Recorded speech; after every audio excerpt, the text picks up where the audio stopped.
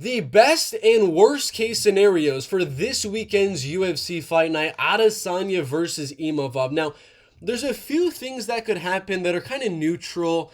Nothing's really going to be really, really good for the UFC. Nothing's really going to be really, really bad.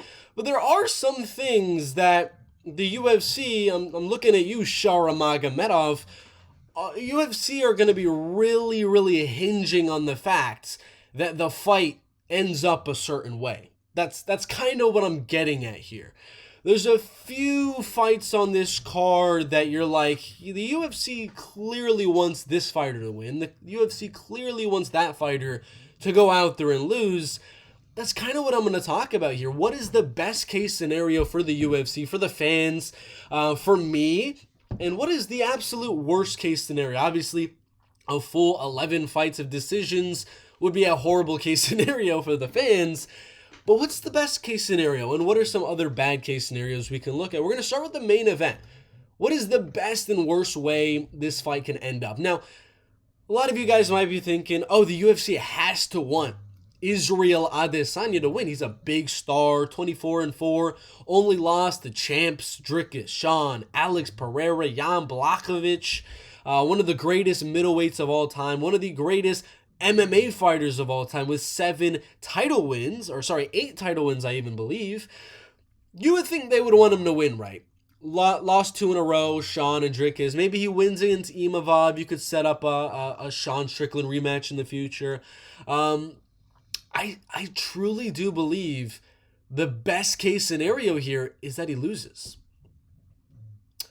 I think the best case scenario is Israel Adesanya loses this weekend. And might be a little bit of a hot take, but he got dominated by Sean Strickland and he got finished by Dricus du Plessis. I don't really think the demand is there. Even if he goes out there and beats Imavov, I don't think the demand is really there anymore for him to go out and fight for the belt again. He might fight for the belt again, but he's already past 35 years old. 2 losses in a row again.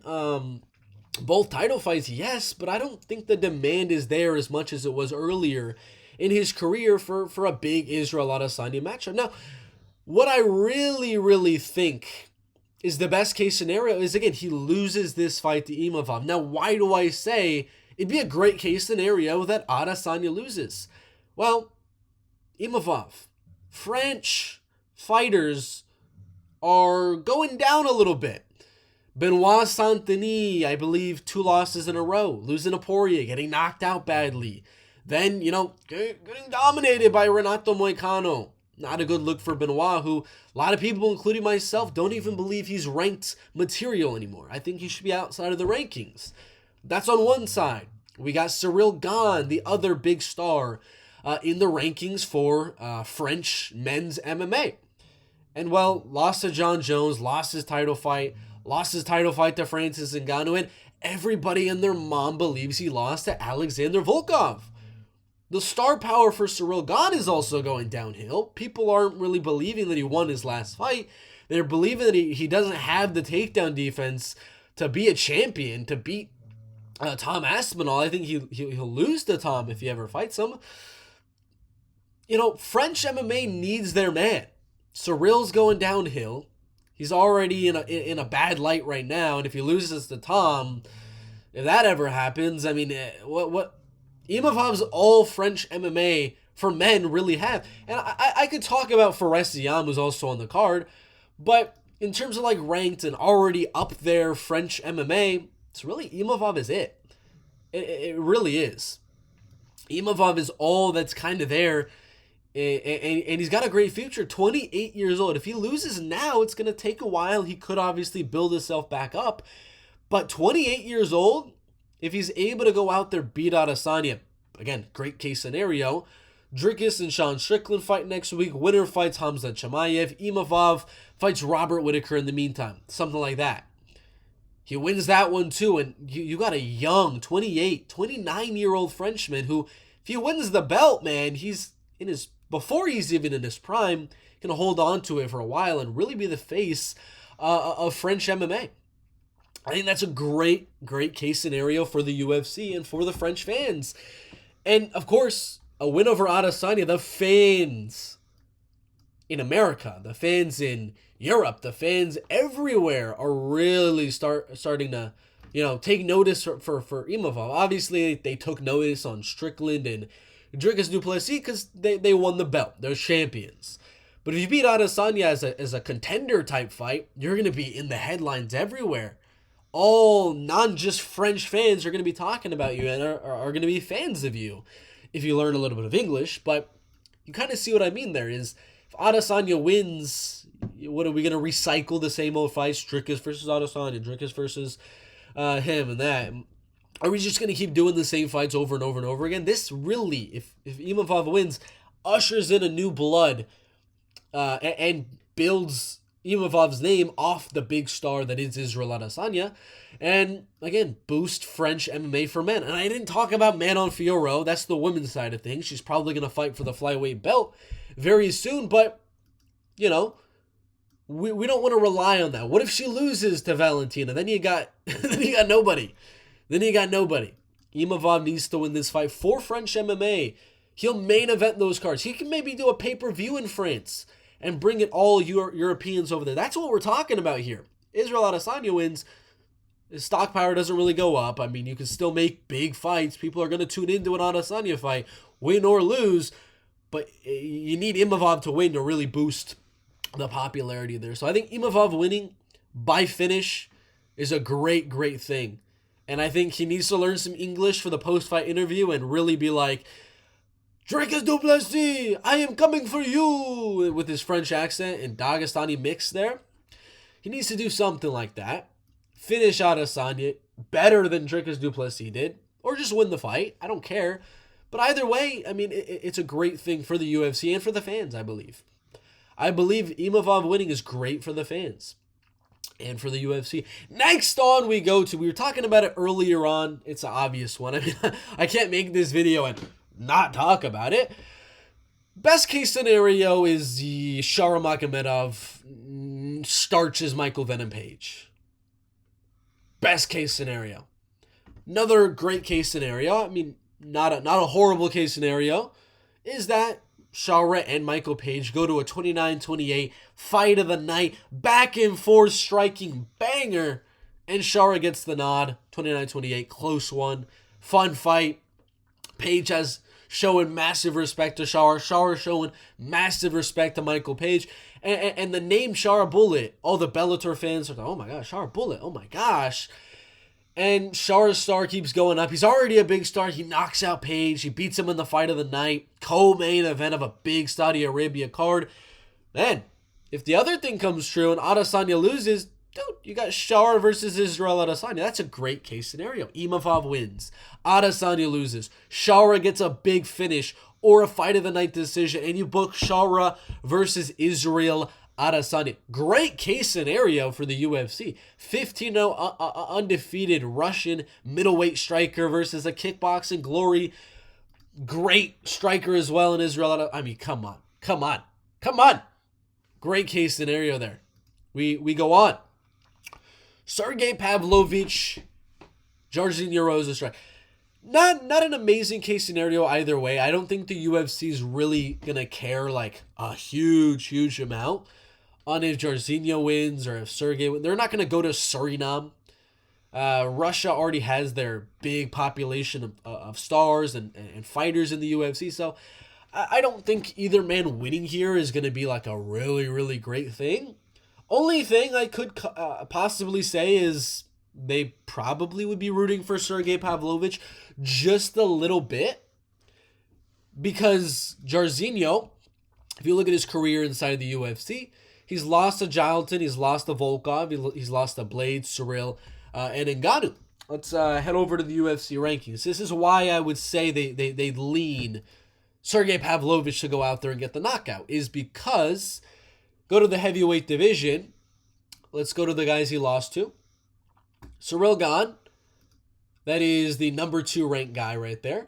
Alexander Volkov as well. That is the number 3 ranked guy. Curtis Blades, that is the number 5 ranked guy.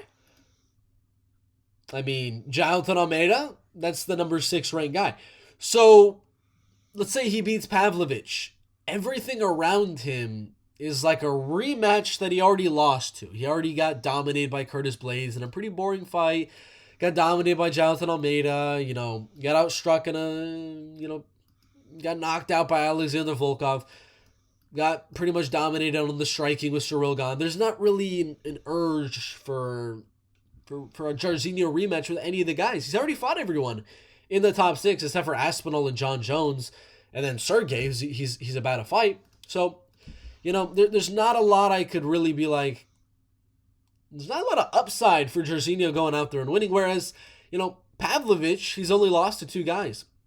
Alexander Volkov and Tom Aspinall, he's beaten Curtis Blades.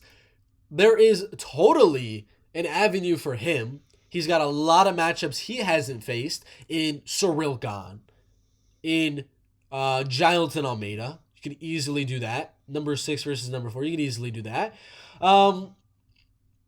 There's options there.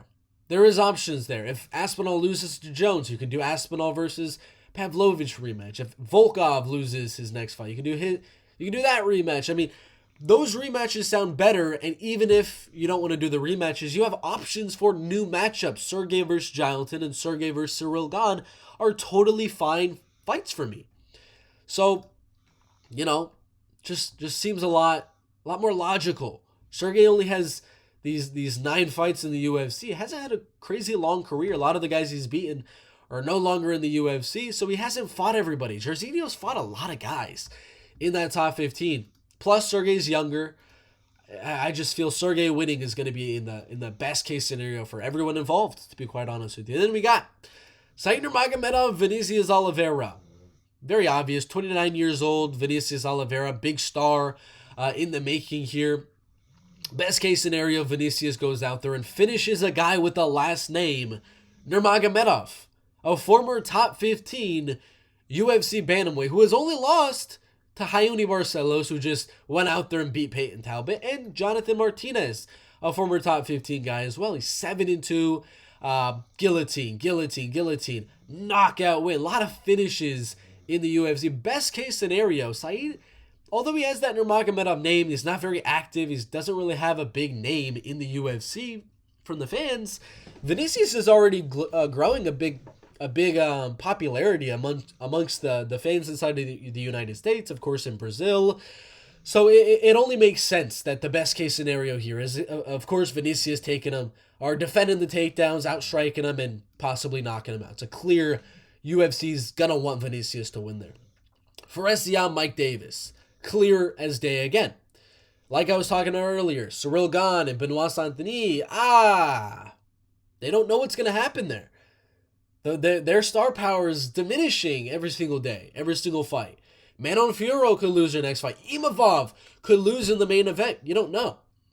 So they got a 27-year-old Frenchman here on a 4-fight win streak in the hardest weight class, 155 pounds. What do you think the UFC is going to root for here? The 32-year-old who hasn't fought in a year, who fought a year before that, who fought 2 years before that, and fought a year before that, constantly getting injured. I mean, I'm not trying to rip on Mike Davis, but he's had a lot of bad luck in the past. He's not a big, huge name. UFC's, of course, going to be rooting for Fares as another mix. Benoit and Fares ranked at the same time in the lightweight division. You have options there. As Benoit's leaving the lightweight division, you influx Fares Siam into the rankings at only 27 years old. Very, very young in this lightweight division, whereas, you look at the lightweight division, there's going to be a lot of retirements soon. Charles do Bronx Oliveira is getting older. Islam probably going to move up a weight class. A lot of people are leaving the lightweight division in the next year or two. Poirier is going to retire soon. I feel like Gaethje is going to retire soon. Beneil Dariush is likely going to retire soon. Iron Michael Chandler is getting older. Let's go down. Bobby Green. All of those, it's like 6 people. Fares is ranked 19th right now. He wins this weekend, he's going to be like 12th in the UFC lightweight ranking. So there's a big thing here for him to go out there and win, as a lot of this lightweight top 5, top 10 is not going to look the same in a few years' time. And Faresiam winning here is going to get him into that lower end of the top 15. And once they start to retire, he's going to start to rise the rankings of the lightweight division. Again, at only 27 years old. Mike is only 32. He's inactive. He gets injured a lot. His fan base isn't the same. It's America. Whereas Faresiam is... They need the French co-main event. Fares can easily co-main a fight night with Nasruddin Imavov in the main event. Clear thing that could happen. So, a lot of upside there for Faresiam. Then we go on to Muhammad Naimov Kanafli. Simple. Turkey, not a huge country at all. He's obviously training in Melbourne, Australia now. 31 years old, getting a little bit older. He's got a little bit of popularity, of course, off of The Ultimate Fighter, but not a crazy amount. And then he got knocked out in his debut. I feel like the star power is more on the side of Naimov. He's not a massive star for, American audiences or anything, but just the fact that he's from Tajikistan is enough. The UFC, I feel like, are going to invest a little bit in their Tajikistan and the Stan type of fighters in the next few years, because they ride or die with their fighters. Naimov made his debut in, I believe, 2023, knocked out Jamie Malarkey up a weight class, beat Nathaniel Wood, Eric Silva by finish, only lost to Felipe Lima, who is a massive prospect in that bantamweight division. A great prospect right there. I think Naimov winning, he'll be 4-1, whereas Khan will be 1-1. And Naimov just has that Tajikistan fan base there. So I think it's a clear... They're hoping Naimov wins. Heavyweight, come on, guys. Come on. We're in Saudi Arabia. They are bringing Thomas Peterson, who is 1-1 in the UFC. Both fights go into a decision. Come on. Of course the UFC is going to be hoping that Shamil Gaziev wins. He's in the top 15. He's a big name, actually. Weirdly enough, he is a big name on social media because of his physique. It's getting a little bit better. His physique looked a little bit better, but he's a big name. He's already been in a main event. They've already invested in him being in a main event, so he's coming off another win. He's got an awesome finish over Martin Bidet in his debut. For sure. I mean, they're going to be rooting for Shamil. Best case scenario there. Worst case scenario, Shamil gets finished. Or loses a boring decision. I mean, come on. Damir Hadzovic, Terrence McKinney. Damir is how old? 38 years old. Obviously, the best case scenario here is another early finish for Terrence. He's 5-4 in the UFC. Not a single fight going into round number 3. Not a single fight going to a decision. Come on, clear as day, they're rooting for him to win. He's beaten Faresiam, big name. Matt Frivola, big name.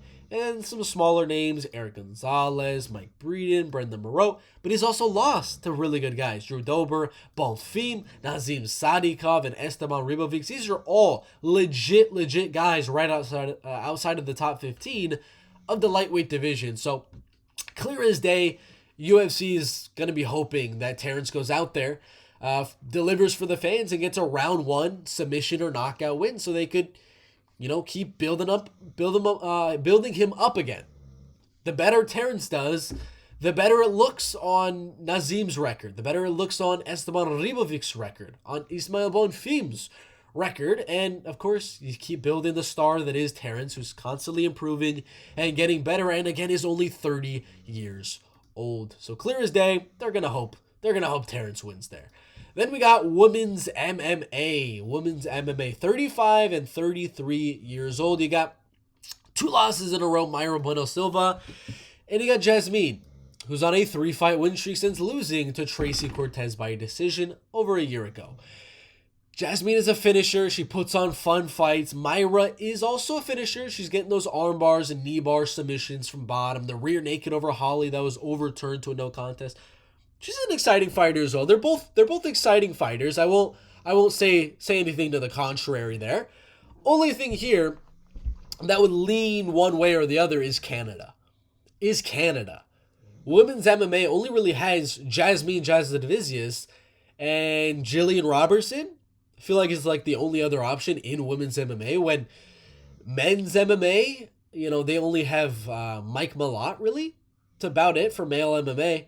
There's not a lot there on the men's side of things, and this is half of what you got on the female side of things. So even though she's 35 years old, I'm hearing the UFC is going to go to Canada in May or June, I believe. And they're going to need Jasmine to win so they could put her on that main card for the Canadian fans to have ranked representation. They need it. So clear as day, they want Jasmine to win. They want Jasmine to win. Then we got Bogdan Grad, Lucas Alexander. This is a clear one as well. It's not going to impact them a crazy amount either way. Lucas Alexander's Brazilian, sure. But he's 1-2 in the UFC. He's not a big name.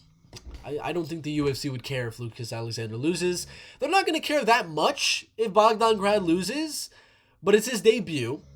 It is his debut, and he's from a new country. I don't believe there's any Austrians in the UFC. There's plenty of Brazilians. They could replace Lucas with another Brazilian any day of the week. Austria, on the other hand, I don't think there are any Austrians in the UFC besides Bogdan Grad. I think this is a great opportunity to just have that one fighter, winning some, losing some in the UFC, and bringing in all the Austrian viewers to watch on Saturday. This will get them invested in UFC, invested in the new Austrian fighter. So clear as day, Bogdan Grad is gonna be the guy the UFC wants to win there. Best case scenario. Hamdi Abdel Wahab, Jamal Pogues, again, heavyweight MMA, lower level heavyweight MMA. Technically, Hamdi is 0-0 in the UFC. He had the no contest win 2.5 years ago. I remember watching that fight. It was so weird. But yeah, he's from Egypt. Jamal's from heavyweight, from the United States. He's 2-1 in the UFC, which isn't horrible. He's only lost to ranked Mick Parkin, but he's not overly exciting. He's not like an amazing, powerful striker or anything like that. I don't think the UFC would care if Jamal loses, but just like the last one, he's from Egypt. I don't think there's any other Egyptian fighters in the UFC. It's just another guy the UFC can have is that one guy from that country that country can really put all their support into. Like the Tajikistan fighter on the card, Mohammed Naimov. Like Bogdan Grad from Austria, Hamdi Abdel Wahab from Egypt. That's who they're going to be rooting for. So best case scenario for this card, let's go back up to the top, is Nasruddin Imavov wins and becomes the new face of French MMA. Shara Magomedov wins and calls out Adesanya. You can do that fight. Pavlovich wins. You can do Cyril Gane. You can do Jonathan Almeida. Vinicius Oliveira wins, gets a top 15 shot. Fares Siam wins, gets a top 15 shot. And another representation for French MMA. Mohammadjan Naimov wins as a representation of Tajikistan MMA. Shamil Gaziev wins. Another representation in the rankings from Saudi Arabia, from Bahrain, to put on a lot of these Saudi Arabia cards, just as another ranked guy. Very good thing for them. Terrence McKinney to win. Again, another finish for him. Builds his name and builds all the guys that have beaten Terrence McKinney. Because if you beat Terrence and he just keeps losing, it's not going to look good for those guys. But he keeps winning, it's going to be a good thing to look at on a lot of those guys' records as well. Jasmine for Canada, Bogdan for Austria, Hamdi for Egypt. A lot of things here on this card that they need to win for their country. For their country here. But it's a great card. Personally, like I'm saying, I have Adesanya winning, so I don't think that's going to happen for France. I have Michael Page winning, so I don't think it's going to happen for Shara, unfortunately. Sergey Pavlovich I have winning. Vinicius I have winning. Fares I have winning. Naimov, Shamil, Terrence, Jasmine, Bogdan, and Hamdi. So everything else I think goes in line with what the UFC wants, except for the main and co-main events, in my personal opinion. Do I hope Shara wins and becomes a big name? Probably. It'd be better for the UFC. Be better for me, honestly, to build Shara's name and have him have some exciting matchups with Adesanya in the future. Yeah, I would be hoping that would happen. But prediction-wise, I got Imavov and Page upsetting the UFC's plans there. But we shall see. We shall see. Thank you guys for watching. Like and subscribe. Those are the worst and best case scenarios for the UFC this weekend. Adesanya versus Imavov. Great UFC fight. Now like and subscribe. We'll see you in the next video.